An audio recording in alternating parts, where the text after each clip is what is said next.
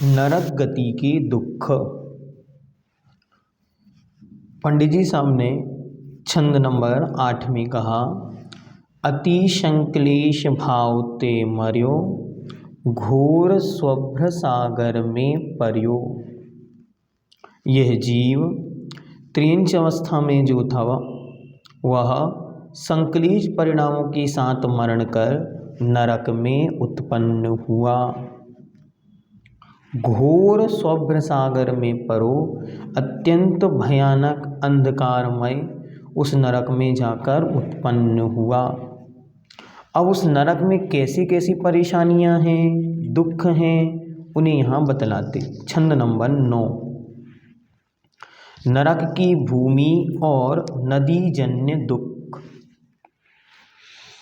तहाँ भूमि पर सत दुख इसो, बिच्छू साहस डसे नहीं तिसो। तहाँ राध शोणित माहिनी, कृमि कुल कलित देह दाहिनी। तहाँ उस नरक में भूमि अर्थात जमीन को, उस नरक की धरती को परसत स्पर्श करने से, छूने से, इसो ऐसा दुख होता है। उस नरक की भूमि के स्पर्श मात्र से, छूने मात्र से ऐसा दुख होता है कि सहस्र अर्थात हजारों बिच्छुओं के डसे काटने पर भी तिसो वैसा दुख नहीं होता है। हजार बिच्छुओं के काटने पर भी वैसा दर्द नहीं होता, वैसा दुख नहीं होता जैसा उस नरक की भूमि के स्पर्श मात्र से होता है। कितना कष्ट! किसी जीव को यदि एक बिच्छू काट ले तो वह तड़फड़ाता फिरता है, और वहाँ 1000 बिच्छू एक साथ काट लें ऐसी महान वेदना होती है। जब ऐसी वेदना होती है तो वह जीव इस वेदना से बचने के लिए नदी की ओर भागता है। वहाँ की नदी का नाम क्या है? वहाँ की नदी का नाम है वैतरणी। वैतरणी नदी। उसके पास जैसे ही वह पहुँचता है तो पहुँचकर देखता है ये क्या है। तहाँ उस नरक में कृमि कुल कलित छोटे छोटे क्षुद्र कीड़ों के समूह से भरी हुई देह दाहिनी, देह अर्थात शरीर में, देह दाहिनी, दाहिनी अर्थात दाह पैदा करने वाली, शरीर में महाकष्ट, दुख, तकलीफ, पीड़ा और जलन पहुंचाने वाली, तथा राध शोणित वाहिनी, राध मतलब पीप और शोणित मतलब खून को बहाने वाली वैतरणी नामक नदी है। उसे देखता है और देखकर आश्चर्यचकित रह जाता है, ये क्या है। जैसे ही वह जीव वहाँ नरक में पहुँचा, अच्छी तरह समझना, यहाँ उसने अपने जीवन के अंत में आयु का बंद किया संक्लेश परिणामों के साथ, और वहाँ मरण करके अगले स्थान पर उत्पन्न हुआ। कोई भी जीव कभी भी अगली आयु को बांधे बिना पिछली आयु को छोड़ता नहीं है, अर्थात बिना आयु को बांधे किसी की मृत्यु नहीं होती। ऐसा नहीं होता कि कोई जीव यहाँ से मर जाए और फिर उसके बाद यहाँ वहाँ घूमता रहे, नहीं, ऐसा नहीं होता। व्यक्ति यहाँ से मरता है और मरण करके अगले 3 समयों के अंदर विथिन 4 टाइम, 4 समय के पहले पहले अगले स्थान पर उत्पन्न हो जाता है। यहाँ से वह त्रियंच गति का जीव त्रियंच संक्लेश परिणामों के साथ मरा और वहाँ पर नरक में उत्पन्न हुआ। वहाँ नरक में उत्पन्न कैसे होते? तो वहाँ माता पिता नहीं होते, वहाँ गर्भ से उत्पत्ति नहीं होती, वहाँ तो उपाद सैया होती है। उपाद सैया का मतलब क्या है? नरक में ऐसे बड़े बड़े बिल बने होते हैं, खोल जैसे, जैसे ऊपर से छत में कोई बिल बना दे, कभी कभी छत में कोई जानवर या चूहा आदि के द्वारा बिल बना दिया जाता है, जैसे छत में बने हुए बिल के समान वहाँ नरक होते। उन नरकों में छत पर बने हुए होल के समान इस तरह की उपाद सैया होती है, जिसका मुंह नीचे की ओर खुला होता है। उसमें एक यहाँ से मरण किया और वहाँ जाके उत्पन्न हुआ। वहाँ उत्पन्न होते ही एकदम से नीचे गिरता है, और नीचे गिरते ही वहाँ पर बहुत सारे प्रकार के अस्त्र शस्त्र लगे रहते हैं, उन पर गिरता है और टूट बिखर जाता है, तुरंत जुड़ता है और गेंद की तरह फिर उछलता है, फिर वापस गिरता है, फिर उछलता है, फिर गिरता है, फिर उछलता है, फिर गिरता है, और ऐसा अनेकों बार करता है। और जैसे ही वहाँ की भूमि पर धम्म गिरता है, ऐसी वेदना होती है जैसे मानो हजारों बिच्छू एक साथ डस रहे हों। इस जीव को नरक की भूमि के स्पर्श करने मात्र से ही इतना दुख होता है जितना शरीर में हजार बिच्छुओं के द्वारा काटने पर भी नहीं होता। अब वो सोचता है, ये कहाँ में आ गया, ये कहाँ, अब कैसे बचूं? सामने देखता है नदी के समान कुछ बह रहा है। उस पीड़ा से दूर करने के लिए उस नदी के पास जाता है, और जैसे ही उस नदी के पास पहुंचता है, देखकर डर जाता है, ये कैसी नदी है? मैं तो सोचता था यहाँ पानी बह रहा होगा जिससे शरीर को थोड़ी सी शांति मिलेगी। जैसे ही उसमें हाथ डालता है, ऐसा लगता है जैसे छोटे छोटे बिलबिलाते हुए सैकड़ों कीड़े उसके शरीर को खाने लग गए हों, और उसके शरीर को जलन होने लगती है। वहाँ नरक में कीड़ों के समूह से भरी पीप और खून की नदी बहती है, जो शरीर में दाह उत्पन्न करती है। और बस वहाँ से दौड़ता हुआ भागता है और सोचता है कोई पेड़ मिल जाए तो उसकी छाँव में थोड़ी देर शांति पा लूँ, और वहाँ से भागता हुआ पेड़ के पास जाता है। वहाँ नरक में सेमर नाम के वृक्ष होते हैं। सेमर नाम के वृक्ष कैसे हैं, उनकी क्या व्यवस्था है, तो बतलाते। छंद नंबर 10। सेमर तरुदल जुते असी पात्र, असी ज्यों देह विदारे तत्र, मेरु समान लोह गली जाय, ऐसी शीत उष्णता थाय। सेमर तरु दल जुत असी पत्र, तत्र उस नरक में असी पत्र ज्यों, असी मतलब होता है तलवार, तलवार की धार के समान पेने, दलजुत पत्ते वाले सेमर तरु सेमर के वृक्ष हैं। उस नरक में जो वृक्ष है वास्तविकता में वह वृक्ष नहीं है, अपितु एक प्रकार की रचना ऐसी है कि वृक्ष के समान जान पड़ता है। और उस वृक्ष में पत्ते कैसे हैं, जैसे तलवार हो, तलवार की धार के समान पैने नुकीले पत्ते उस पर वृक्ष के ऊपर हैं। वह क्या करते हैं, तो तलजुत वाले सेमर के वृक्ष हैं जो देह शरीर को असीज्यों तलवार के समान विदारे फाड़ देते हैं। जैसे ही वह अपने शरीर की दाह मिटाने उनके पास गया, वे उसके शरीर की टुकड़ी टुकड़ी कर देते हैं।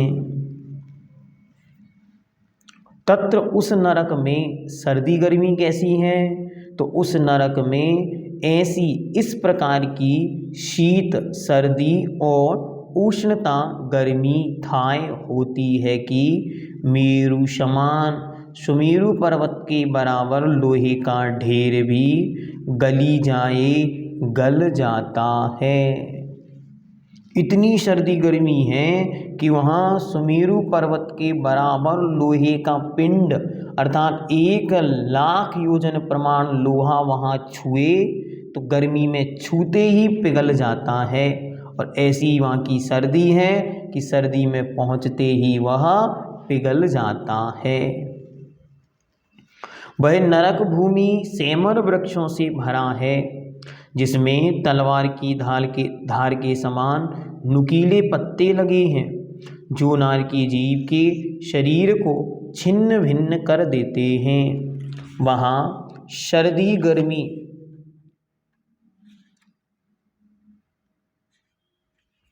इस प्रकार पड़ती है,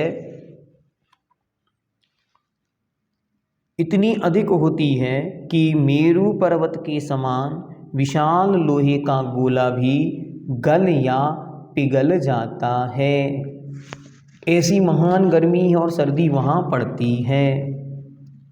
कहाँ तक सर्दी और गर्मी है, तो पहले दूसरे तीसरे चौथे और पांचवें नरक के 2/3 भाग में अर्थात ऊपरी भाग में अत्यधिक गर्मी होती है और 5वें नरक के 1/3 बिलों में 6वें और 7वें नरक में भीषण सर्दी होती है।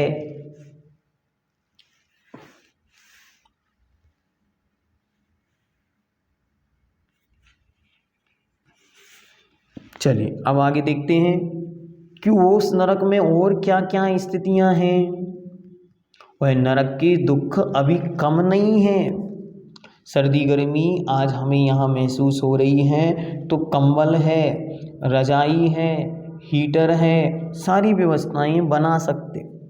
गर्मी है तो बराबर फ्रिज है, कूलर है, एसी है, सब व्यवस्था बना सकते।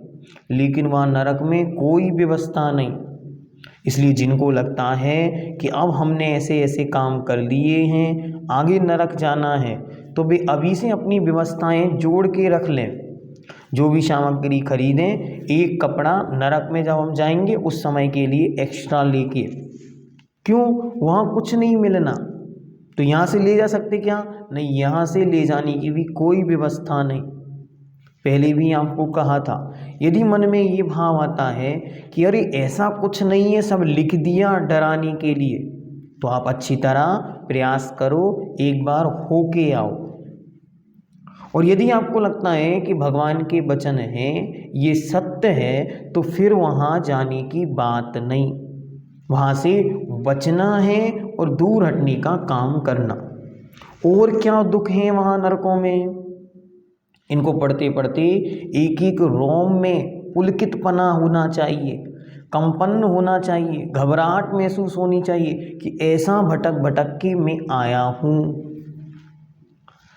तिल नरक में अन्य नारकियों, असुर कुमार देवों द्वारा उदीरित दुख और भूख प्यास के दुख, दुखों की कोई गिनती नहीं, इतने दुख हैं। तिल तिल करें देह के खंड, असुर भिड़ावे दुष्ट प्रचंड, सिंधु नीर ते प्यास न जाए, तो पण एक न बूंद लहाए। उन नरकों में नारकी एक दूसरे के देह के, शरीर के तिल तिल, तिल जो होता है ना, तिली जिसको बोलते हैं, उस तिली के दाने के बराबर खंड टुकड़े करे कर देता है। वे नारकी रात दिन आपस में लड़ते रहते हैं, मारते झगड़ते पीटते रहते हैं, उनका स्वभाव ही ऐसा है।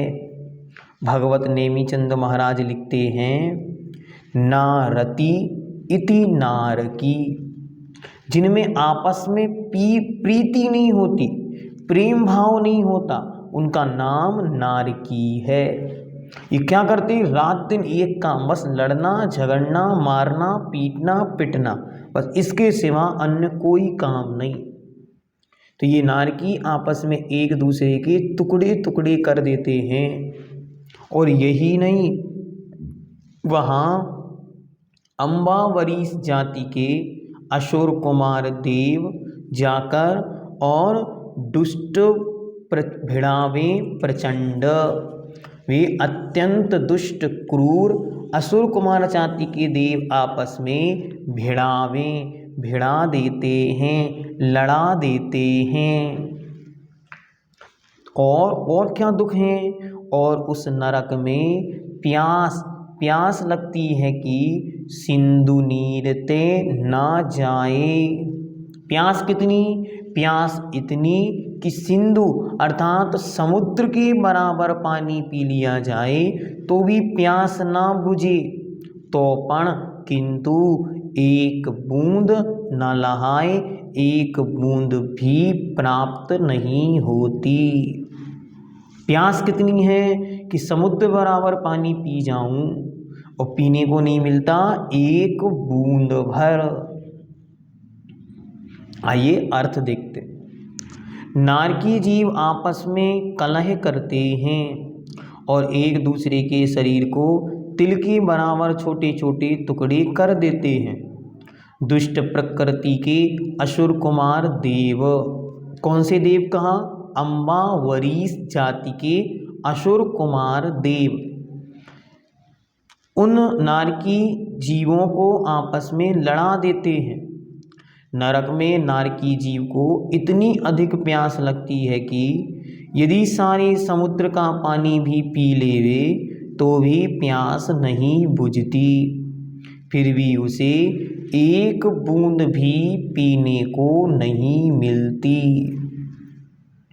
यहाँ थोड़ी सी प्यास लगी तो ना रात देखता ना दिन देखता, ना भक्ष्य देखता ना अभक्ष्य देखता और पीने को तैयार हो जाता। लेकिन जब नरक में जाता वहाँ स्थिति यह कि प्यास तो है इतनी कि समुद्र बराबर पानी भी पी जाए, लेकिन मिलता एक बूंद भी नहीं है। देखो कष्ट और वेदनाओं की पराकाष्ठता है ये। इससे ज़्यादा दुख और कष्ट तीन लोकों में कहीं नहीं, किसी को नहीं। और क्या दुख है, तो कहते हैं नरक में भूख, आयु और मनुष्य गति की प्राप्ति। अच्छी तरह समझना, इस नरक की स्थिति ऐसी है कि यहाँ कुछ भी कर दे मरण नहीं होता। यहाँ तो जब आयु पूर्ण होगी तभी मरण होगा। आयु की पूर्णता के पूर्व अकाल मरण नारकी और देवों के नहीं होता। तो इसलिए वो 5 जन्म वालों के अकाल में मरण नहीं होता। इसलिए जितनी आयु लेकर आए हैं उतने समय तक यहाँ दुख भोगना ही पड़ेगा। 3 लोक को नाज जो खाए, मिटे न भूख कणा न लहाय। ए दुख बहु सागर लो सही, कर्म जोग ते नर गति लही।